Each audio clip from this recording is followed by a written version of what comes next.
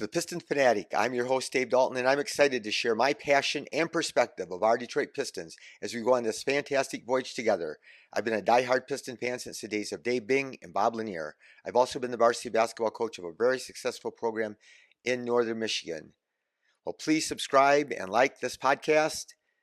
In the words of Richard Rip Hamilton, yes, sir! Our Pistons bounced back after a tough loss last night in New York, and we beat the Bulls 105-95, holding the Bulls to only 18 points in the fourth quarter and a season low 95 points. Our defense has been consistently good recently. So, I mean, we were giving up 130 for at stretches there, but we have some better defenders on our team, and we got Stu back tonight, and anyway, just having Fontecchio and Grimes, I just think, and everybody healthy, that is a huge difference. But Cade was fabulous again tonight. He had 26 points on only 13 shots. He was 3 for 5 on threes, and Fontecchio came in off the bench. He didn't start him. I still question about that. Stu started after Stu's been out since January 28th. He hasn't played a game, and he came in and he played. He was going to limit his minutes, but he played him 33 minutes, and he missed his first. He was 1 for his first 5 and missed his first 4 threes, and then he bounced back and shot better in the second half. But anyway, it was a huge win, and the word all around the NBA, everybody says the Pistons got screwed. That call was ridiculously bad, and the referee that made the call, he was the head official. So after the Knicks game, he did the report and said that that call was missed. So, but Brian Windhorst and NBA TV and Woj and Greeny, Mike Greenberg, and they all said, what a bad call it is. And I get mad though. People like Richard Jefferson, they say, well, yeah, they lost. That was a bad call. It should have been called. We had the game won. Like I said, nobody's even talking about Fontecchio getting hacked on the arm and losing the ball, because that should have been a foul and the game over. But Jefferson said, "Oh yeah, Pistons should have boxed out twice." But what happened is we sandwiched. They had a big 7-footer in there. I forget which one it was, but we had him sandwiched, and he just was able to make a great play and tip the ball. We had position, and he just tipped the ball, and the ball happened to get tipped back to one of the Knicks players. So anyway, I guess no sense in rehashing that game, but it was good that Monty. One of the things that Woj said after the game, that he said that, it was big for who Monty said it for. He said it for his team. And one person even said, that call was so bad that Monty shouldn't get fined for his little outburst. But I haven't heard that he did get fined, but it'll be interesting to see what happens. But yeah, a huge bounce back win. We're 9-49.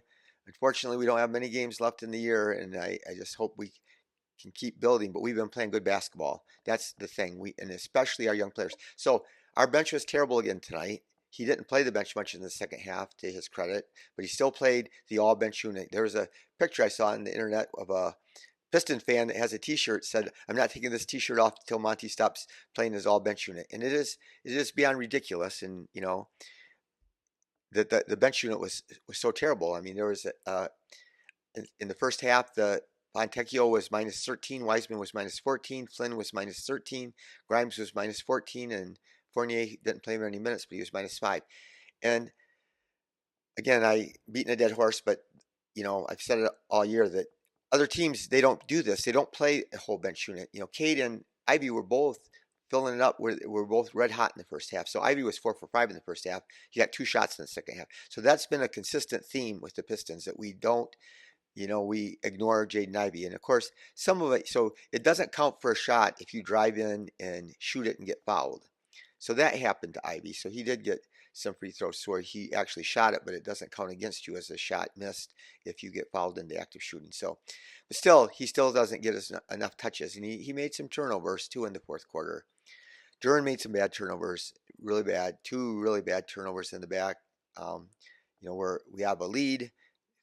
Under 3 minutes to go, he tries to throw a pass to Stewart underneath, and he forced one earlier into Stewart that was a turnover. He tries to make cool passes, and he's getting his assists. He got quite a few assists tonight, and I think he had like 5 assists tonight, which is great for a post player. But he tries to make the cool passes, and Chris Webber used to do that. He'd make the cool pass, and it was fun to watch. But then his turnovers, he made more turnovers trying to do it. So Duren needs to, take higher percentage passes. He still needs to try to make assists, but he's got to just be smarter and better at not turning it over. So, um, yeah, it's interesting. Ivy, if you look at his, he's been struggling a little bit lately, but on the year with Ivy on the court per 100 possessions, the Pistons score 118 points.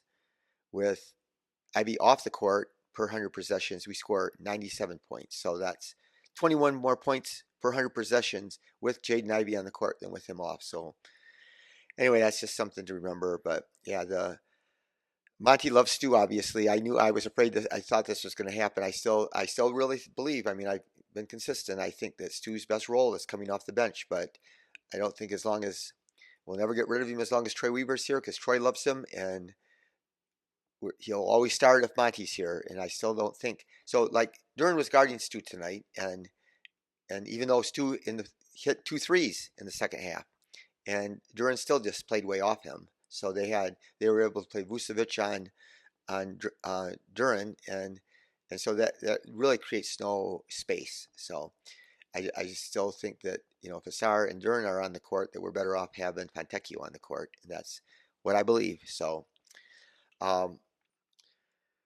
Let's see, Asar, I didn't mention it last game because he did it last game. When he shoots his pull-up jumper, he sometimes does it off the dribble, but he elevates, he even fades, and he makes it. And it just is incredible. I don't know what his percentage is on that. I know saw Cade as one of the best top 5 players in mid-range jumpers, so that's not surprising. He's been on fire lately. So anyway, the Pistons' three-point shooting has gotten way better, even though now we've lost Burks and we've lost Bogey, and we gained Fontecchio, but since from October to December, our three-point shooting, we were 28th in the league from October to December, shooting 33.7%. Since December, we're shooting 39.5% and 5th in the league. And then that part way is because Burks and Bogey shot good since December.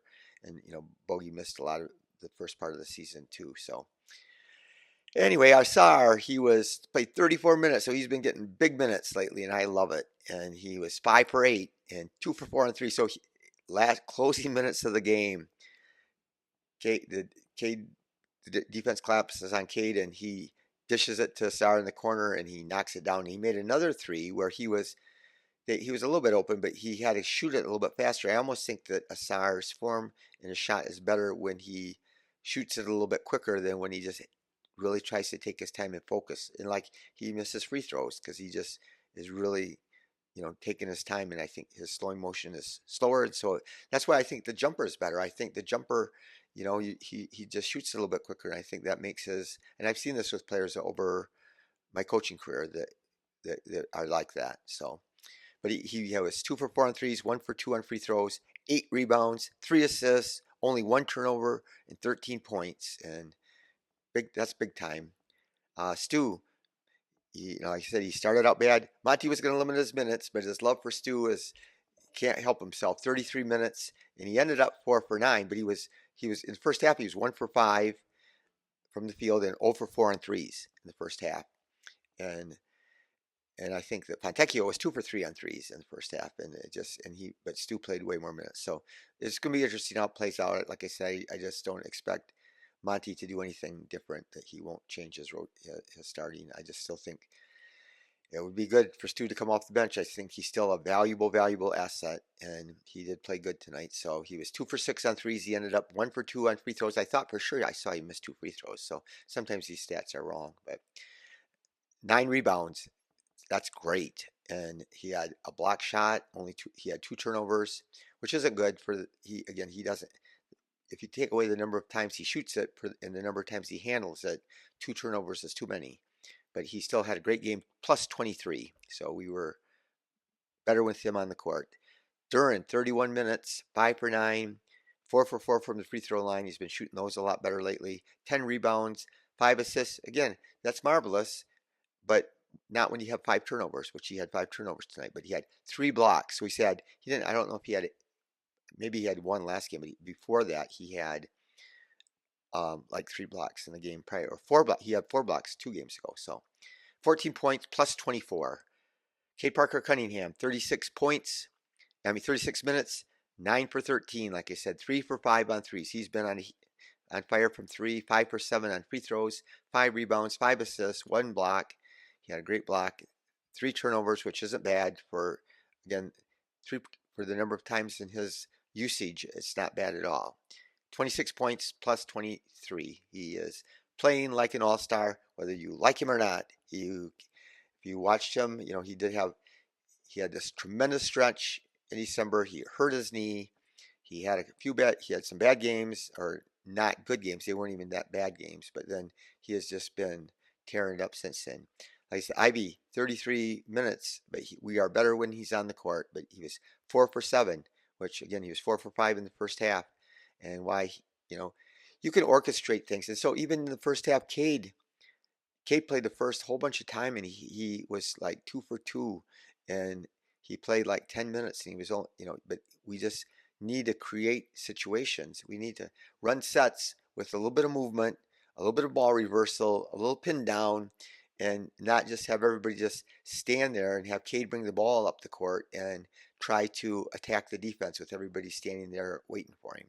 So we need to just be more creative on that. So, like I said, Fontecchio, 21 minutes. So they played him with the starters. He did part of his damage when he got to play with the starters, or at least most of the starters. So he was 6 for 12, which is great. 5 for 9 on threes, and he can shoot it. He's consistently shot great, at least as a Detroit Piston. Well, he shot 39% when he played for Utah, so that's not a. But he got 2 big offensive rebounds in the fourth quarter, and he scored on both of them. He made a 3 after an offensive rebound, and he made a 2 after an offensive rebound. So those were both huge plays. He had 3 rebounds, 1 assist, 1 steal, 17 points. But since when you play again, it's tough when you play with the bench unit and they're so terrible. Then even if you shoot good, you're plus minus is bad. So he's minus 13. Wiseman, 17 minutes, 1 for 2, 5 rebounds, 2 points, -4. So he did a solid job for 17 minutes. Duran got in foul trouble right away. Again, he set up, those illegal picks that he can't afford to keep on doing that. He always ends up with 4 or 5 fouls, and when you get one setting the illegal pick, you just got to make sure you're set. You got to err on the side of caution when he's doing that. So Fournier only played 6 minutes. He was 0 for 2 and 0 for 1 on threes.